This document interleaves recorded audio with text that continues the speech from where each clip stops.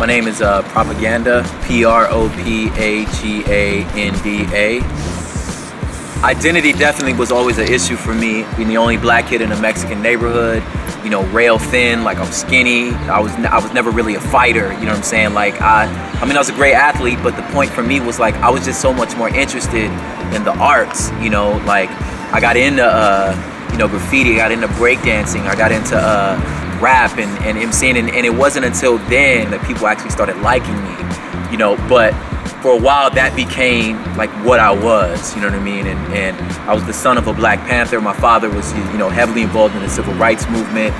I mean, dreadlocks, and a lot of that came from me trying to figure out like three questions for me. I didn't know what man meant, I didn't know what black meant, and I didn't know what confident meant. Like those definitions were always skewed. The men that were in my life, they were just workaholics. So I just thought man meant you just work.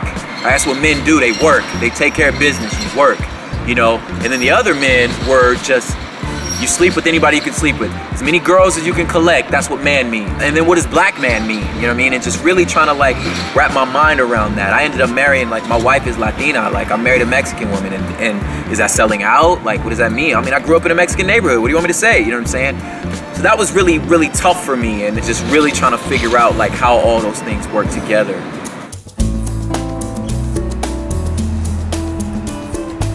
It's a spoken word, but it's my mantra, man. Like I'm not the artist, I'm the canvas.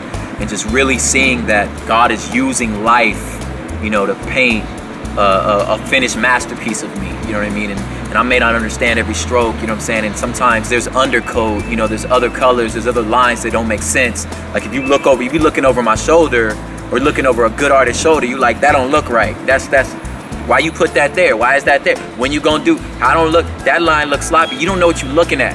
You know what I'm saying? Like you don't know what you're looking at. And I really had to see my life as that, you know, there's these pains and hurts and failures that like I know now are just powerful brushstrokes. You know, that's brushstrokes of the Son of Man, and he's making me what I am. And so for me, like once I allowed, or I understood that my identity is a complete masterpiece of my Creator, then after that, all of that just became real easy, you know, and just I was ready to live then.